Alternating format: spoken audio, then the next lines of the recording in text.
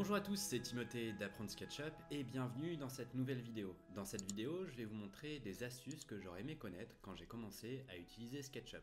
Sans plus attendre, on s'y met. La première astuce que j'aurais aimé connaître, c'est de purger mes fichiers. Souvent, je vois que les débutants vont avoir des fichiers SketchUp extrêmement lourds. Quand je dis extrêmement lourd, c'est parfois plus de 200 mégas, voire même 1 ou 2 gigas. Ce qu'ils oublient, c'est que SketchUp va enregistrer toutes les textures que vous avez faites ou tous les composants que vous avez créés dans la base de données du fichier. Et bien ça, il faut savoir que vous pouvez le régler très facilement en purgeant votre fichier. Pour purger un fichier, rien de plus facile, vous allez dans Fenêtre, Info sur le modèle, ensuite vous allez dans, attention, Statistiques, juste ici, et là vous cliquez sur Purger les éléments inutilisés. À ce moment-là, SketchUp va se débarrasser de toutes les textures très lourdes que vous n'utilisez pas dans votre fichier SketchUp et surtout va supprimer tous les modèles 3D que vous n'avez pas utilisés et que vous avez malencontreusement téléchargés sur le warehouse. Donc ça, c'est la première astuce. La deuxième astuce, c'est d'utiliser les groupes et les composants. Je vois bien trop souvent des débutants SketchUp qui vont modéliser comme ceci, j'imagine, voilà, des choses comme ça, qui vont modéliser des objets et vont les laisser comme ça libres dans l'espace. Et bien ça peut créer énormément de problèmes. J'entends par là qu'on peut se retrouver à vouloir déplacer, par exemple, ce modèle 3D, essayer de le déplacer et se retrouver avec des absurdités pareilles. Ce qu'il faut faire, c'est de sélectionner l'ensemble de l'objet, cliquer sur Créer un groupe. À ce moment-là, l'objet va être simplement mis dans une forme de coquille qu'on va pouvoir travailler. Si on double-clique dedans, je double-clique et je vais pouvoir travailler, vous voyez, tout le reste a un petit peu disparu, c'est un peu plus transparent, je vais pouvoir travailler sans problème et surtout, quand je vais sortir du groupe en double-cliquant à l'extérieur, je vais pouvoir le déplacer, le faire pivoter et ainsi de suite. Donc ça, pensez que c'est une bonne chose. Il va falloir que vous commenciez à utiliser les groupes.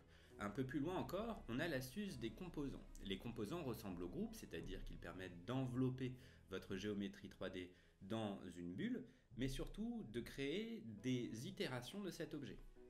Je vais vous montrer, ça permet un gain de temps pas possible.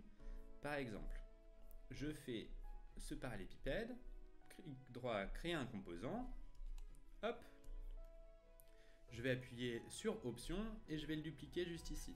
Si jamais je viens rentrer dans mon composant et que je viens le changer, eh bien l'autre composant, lui aussi, va changer. Il en va de même avec les couleurs. Si j'applique une couleur, vous voyez, ça change de l'autre côté. Ça permet une optimisation de votre fichier 3D qui est géniale et surtout, ça vous permet un gain de temps pas possible. Donc pensez à utiliser les composants. J'ai une vidéo là-dessus sur ma chaîne YouTube. Je vous invite à la regarder sans plus attendre. Nouvelle astuce maintenant, c'est d'arrondir les angles et les arêtes. Je vois souvent des utilisateurs qui vont utiliser par exemple l'outil cercle et mettre, admettons, 36, là je clique 36 côté, j'appuie sur Enter, ils vont me faire ça, et là je vais me retrouver avec un objet qui finalement a énormément d'arêtes. Si je regarde, vous voyez le nombre de rectangles qu'il a fait est assez impressionnant. Et ça c'est dommage, puisque vous allez perdre de l'optimisation et de la rapidité sur votre fichier. Ce qu'il faut faire, c'est de bien penser que vous pouvez très bien faire un cercle comme ceci, lui mettre, admettons, 10 côtés, donc ça fait quelque chose comme ceci, et d'arrondir les angles. Parfois, vous allez vous retrouver, je vais faire un clic droit, adoucir, lisser les arêtes, et vous allez vous retrouver comme ça avec des arêtes visibles. Eh bien, pensez qu'en double-cliquant sur votre fichier 3D, clic droit, adoucir et lisser les arêtes, je vais pouvoir adoucir le nombre d'arêtes et rendre mon rendu bien plus lisse. Ça marche également lorsque vous avez des objets complexes. J'imagine que vous avez vu toutes les géométries qui apparaissent, parfois sur un leak que vous avez téléchargé sur le warehouse, sur un modèle que vous avez fait qui est assez compliqué. Et bien là, avec cette technique, vous pourrez rendre le rendu bien plus sympa et surtout éviter d'avoir des faces qui soient trop importantes et non nécessaires. Nouvelle astuce maintenant pour ceux qui, parmi vous, ont des fichiers 3D qui sont extrêmement lourds. Parfois, l'enregistrement prend énormément de temps. Il y a une petite astuce pour cela. Lorsque vous avez un fichier, là je ne l'ai pas, mais admettons qu'on ait juste devant nous un fichier qui soit extrêmement lourd, avec une maison, des arbres, des choses comme ça, et beaucoup d'objets, et bien si j'enregistre avec la vue de mon SketchUp sur cet objet, ça va prendre énormément de temps. Alors que si simplement vous mettez vers le ciel, c'est-à-dire d'enregistrer à partir d'une image où il n'y a rien du tout, et bien vous verrez que vous allez descendre votre temps de sauvegarde au moins, allez, presque de la moitié en faisant cette petite astuce. Donc je vous invite à faire ça sans plus attendre, vous allez gagner un temps pas possible. Nouvelle astuce, je le vois pour les calques et à l'époque ça s'appelait calque, maintenant ça s'appelle balise, c'est de bouger le petit curseur. Je vais vous montrer de quoi je parle. Si je vais dans fenêtre et je vais dans balise, si vous êtes sur une version antérieure, vous avez une autre, voilà, ça va s'appeler calque. Il y a un petit point qui se retrouve juste ici, et parfois je vois des gens le désactiver. Ne bougez rien sur les calques et les balises. Les balises ne sont pas à confondre avec les calques que vous retrouvez sur Photoshop. Ça ne fonctionne pas du tout de la même manière. Donc ce petit point qui existe sur les versions antérieures à la version 2020 ou 2021, je ne sais plus, ne le bougez pas. Et le layer principal, donc cette première balise, le sans balise, laissez-la toujours. Ne la supprimez pas, surtout c'est hyper important, sinon vous allez avoir des problèmes de géométrie qui vont vous embêter tout au long de votre travail. Ce que j'aimerais vous montrer, c'est que les calques souvent sont, comme je vous l'ai dit, confondus avec les calques de Photoshop, alors que sur SketchUp, ce qui ressemble le plus aux calques de Photoshop, c'est structure, fenêtre, structure. Et là, dans cette structure, vous allez pouvoir sélectionner tous vos objets très facilement. On n'est pas sur un modèle 3D très complexe, mais vous verrez que tout est bien enregistré et bien divisé. Parfois même, il est bon de ne même pas utiliser de calque. À vouloir trop faire le bon élève, finalement, vous devenez un cancre. Donc, je vous invite à regarder du côté de la structure, de faire attention à vos balises et tout devrait être fonctionnel. Autre point maintenant sur les textures. Je vois souvent des personnes faire par exemple, admettons un objet, là je vais faire n'importe quoi, mais un objet. Je vais créer un groupe sur cet objet et je vois souvent des personnes qui vont utiliser le pot de peinture et utiliser une texture, alors je vais en trouver une par ici, et l'appliquer directement sur le groupe. Ça, c'est une très mauvaise idée, puisque si vous rentrez dans votre groupe et que vous essayez de bouger la texture, normalement si je fais un clic droit ici, je peux changer l'orientation de la texture, ça va être impossible, il ne va pas apparaître. Donc n'appliquez jamais des textures ou des couleurs directement sur les groupes. Certes, ça prend du temps, mais c'est essentiel. Vous allez voir, si je vais dans mon groupe, je rentre dedans et j'applique bien ma texture sur une surface et non pas sur le groupe complet. Si je fais un clic droit, je vais pouvoir, sur texture, positionner ma texture, chose qui n'apparaît pas lorsque j'applique ma texture directement sur le groupe. Autre astuce maintenant, c'est que le débutant veut avoir une image lorsqu'il travaille qui soit convenable. Et pour ce faire, il va souvent utiliser des styles très complexes et pire encore, d'activer les ombres. Effectivement, on pourrait aller dans SketchUp, activer les ombres et avoir un rendu de meilleure qualité avec la perception d'une lumière du soleil, évidemment, mais ça prend du temps et de l'énergie à votre ordinateur.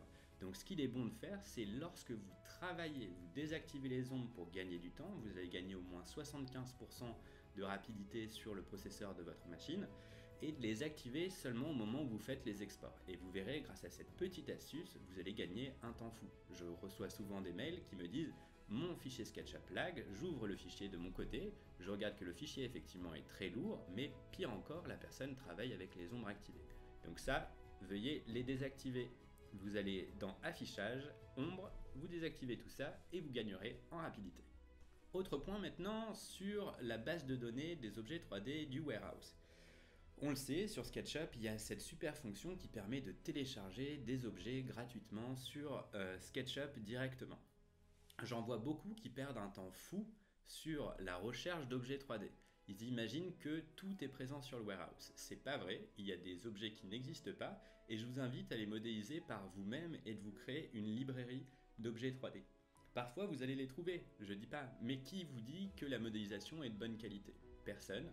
Vous pouvez avoir quelques réflexes, c'est-à-dire de regarder le nombre de textures et le poids, mais il se peut que cet objet que vous allez télécharger lag énormément et fasse de votre modèle 3D une vraie catastrophe.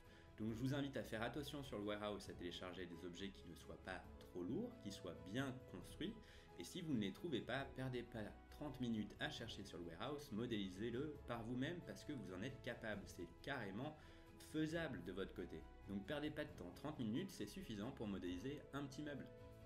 Donc voilà, ça c'était un point important et veillez bien à les stocker sur le cloud ou sur un fichier d'un disque dur pour les avoir à disposition à tout moment. Autre point, je vois les textures parfois, c'est une catastrophe, vous téléchargez des textures sur Google Images qui sont extrêmement lourdes. Ces textures, elles vont alourdir votre fichier 3D SketchUp, mais pire encore, le faire ralentir. Donc faites attention lorsque vous téléchargez des textures à éviter d'aller dans les extrêmes. Une texture qui fait plus de 4 mégas, c'est absolument énorme. Sur SketchUp, le mieux c'est d'utiliser une texture qui soit relativement basse en qualité. Je dirais entre 500 kilooctets à 1 méga, c'est largement suffisant pour du SketchUp. Donc n'essayez pas d'utiliser des fichiers Ultra HD, de toute manière SketchUp ne va pas vous les afficher puisqu'il va simplifier la texture de lui-même et ça va lui demander du calcul. D'ailleurs, j'en profite pour vous montrer une petite astuce. Souvent, les textures que vous allez importer vont être en low def, c'est-à-dire en définition réduite sur SketchUp. Pour pouvoir les afficher de la bonne qualité, il va falloir aller sur Info sur le modèle. Non, je vous dis n'importe quoi, c'est pas Info sur le modèle, c'est SketchUp Préférences. Allez dans OpenGL et à ce moment-là, juste de cliquer sur Utiliser la taille maximale de texture si vous voulez voir une texture en très bonne qualité. Par défaut, SketchUp le désactive et il a bien raison puisque ça permet d'aller bien plus vite.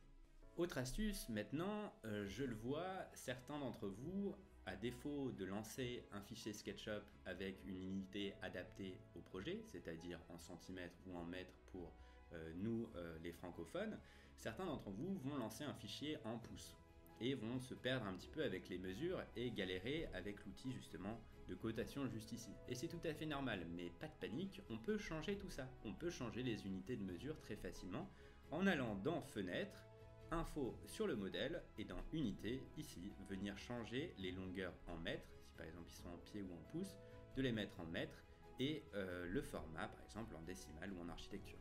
Donc voilà, ça c'est une super astuce. J'en viens à un nouveau point qui est l'inversion des faces, c'est quelque chose d'un peu plus avancé, j'aimerais vous en dire un peu plus et plus longuement aborder le sujet, mais je vais l'expliquer de manière assez grossière. Sur SketchUp, vous avez une orientation des faces, c'est-à-dire que lorsque vous créez une surface comme ceci, il va y avoir la face du haut et la face du bas. Et vous l'avez peut-être remarqué, la face du haut par défaut est blanche et la face du bas est bleue. Parfois, vous allez modéliser, admettons, un cube, vous allez bien avoir les faces positives en blanche et c'est parfait, c'est ce que vous recherchez, mais parfois vous allez avoir des faces inversées. Il est possible de les réinverser. Regardez, inverser les faces, vous voyez, vous allez parfois faire une modélisation et sans vous en rendre compte avoir une surface inversée et vous demandez d'où vient ce bleu. Et bien c'est une surface inversée. Qu'est-ce que ça veut dire ? Ça veut dire que si vous passez votre modèle 3D SketchUp sur un autre logiciel de rendu, comme V-Ray ou Unity par exemple, vous allez avoir des faces invisibles puisque certains logiciels n'acceptent pas le point négatif d'une surface. Si jamais c'est le cas, vous faites un clic droit sur la surface, inversez les faces.